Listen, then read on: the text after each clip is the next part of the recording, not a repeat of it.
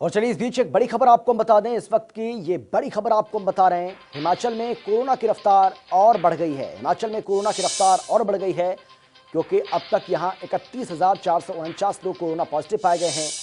अच्छी बात यह रही है कि 24,683 लोग रिकवरी कर चुके हैं, यानी कि कोरोना को मात देने में ये कामयाब रहे। 6,261 केस अभी भी एक्टिव हैं, जबकि 475 लोगों ने अपनी जान कोरोना के चलते यहां पर गंवा दी है। तो हिमाचल में कोरोना की रफ्तार और बढ़ गई है।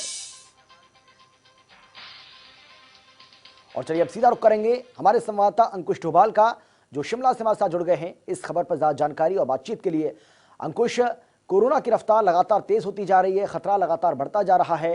अगर हम कोरोना पॉजिटिव लोगों की संख्या की बात करें तो इसमें इजाफा होता हुआ दिखाई पड़ रहा है, जो कि एक बड़ी चिंता का विषय है। बिल्कुल अमित, देखिए निश्चित तौर पर चिंता का विषय है। जैसे जैसे हिमाचल प्रदेश में कोरोना का आंकड़ा बढ़ रहा है, चिंताएं भी बढ़ती चली जा रही हैं और लगातार कोरोना संक्रमण के आंकड़े जिस तरीके से बढ़ रहे हैं वो सरकार की चिंताओं को बढ़ा रहा है। लगातार सरकार और प्रशासन लोगों से अपील कर रहा है कि अनलॉक की प्रक्रिया के बीच कोरोना से जुड़े नियमों का अच्छी तरीके से पालन करें।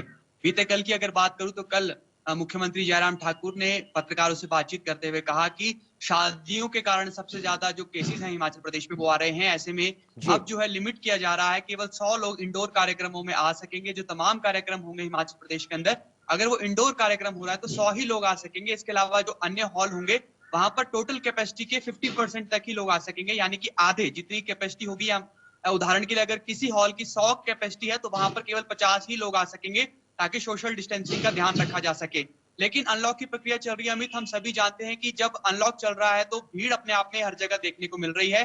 और जब भीड़ होती है तो ये बेहद स्वाभाविक है कि वहां पर सोशल डिस्टेंसिंग नहीं हो सकती। और कारगर मार्ग सबसे ज्यादा सोशल डिस्टेंसिंग ही है कोरोना से बचने का। जी हालांकि ये भी है कि जब लोग मास्क अच्छे से लगाते हैं हिमाचल प्रदेश के, लेकिन सोशल डिस्टेंसिंग सबसे कारगर मार्ग है, वो यहाँ पर होती हुई जमीनी स्तर पर नजर नहीं आ रही है। हालांकि अगर आंकड़ों पर नजर डालें तो बीते कल हिमाचल प्रदेश में 551 मामले दर्ज किए गए थे और आज 48 नए मामले दिन तक दर्ज किए गए हैं। हालांकि एक अच्छी बात यह, अगर आंकड़ों पर नजर डालें तो बीते 36 घंटों में 1300 से ज्यादा लोग हिमाचल प्रदेश में ठीक हुए हैं। और जिसमें सबसे ज्यादा संख्या जो है वो जिला मंडी से और उसके बाद जिला शिमला से है। सबसे ज्यादा संक्रमण के जो आंकड़े हैं वो जिला शिमला और मंडी में ही है। लगातार यहाँ पर देखा गया कि कोरोना संक्रमण के आंकड़े बढ़े। अगर मैं शिमला की बात करूं तो शिमला के डीसी और 2 एएसपी पुलिस के वो जो है वो जी कोरोना पॉजिटिव आए हैं। और मंत्री हमने देखे वो बीते दिनों कोरोना की जद में आए थे। जिस तरह से संक्रमण बढ़ रहा है वो निश्चित तौर पर चिंताएं बढ़ाने वाला है। महामारी के दौर में समझने की जरूरत यह है कि लोगों की जो सहयोग है, लोगों का जो सहयोग है उसकी बहुत ज्यादा आवश्यकता है, क्योंकि कोरोना से तभी बचा जा सकता है, सरकार की नीतियां तभी जमीनी स्तर पर कामयाब होंगी जब लोग उनका समर्थन करेंगे, लोग उनका सहयोग करेंगे। ऐसे में बहुत जरूरी है कि हर तरीके से सहयोग किया जाए अमित। बिल्कुल।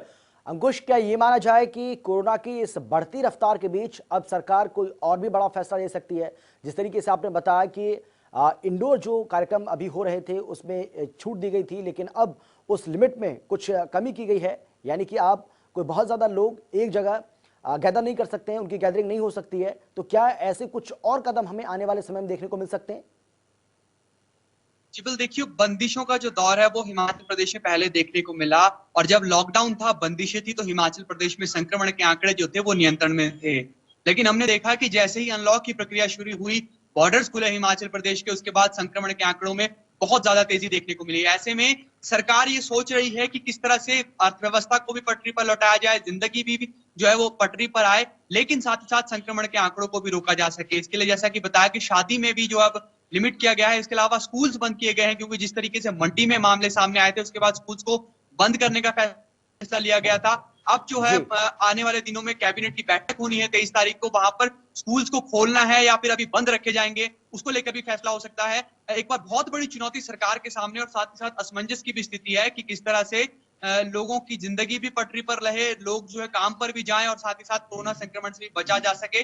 सरकार और प्रशासन के बीच चिंताएं हैं और साथ ही साथ असमंजस भी है कि क्या कुछ किया जाए, क्योंकि बड़ी बड़ी शक्तियां भी कोरोना के सामने घुटने टेकती नजर आ रही हैं। और हिमाचल प्रदेश ही नहीं, पूरे देश भर में भी आंकड़े बढ़ रहे हैं। किस तरह से बचना है और किस तरह से जिंदगी को भी चलाना है, एक बहुत बड़ी चुनौती सरकार के सामने है अमित। बहुत शुक्रिया आपका अंकुश, इस तमाम जानकारी और बातचीत के लिए। तो हमारे संवाददाता अंकुश डोभाल जिस तरीके से यहाँ पर जानकारी दे रहे हैं कि हो सकता है कि आने वाले समय में सरकार कुछ और बड़े कदम कोरोना के बढ़ते मामलों के बीच उठा ले, क्योंकि अब जो शादियों में एक संख्या तय की गई थी जिसमें कुछ छूट दी गई थी, कुछ रियायत दी गई थी।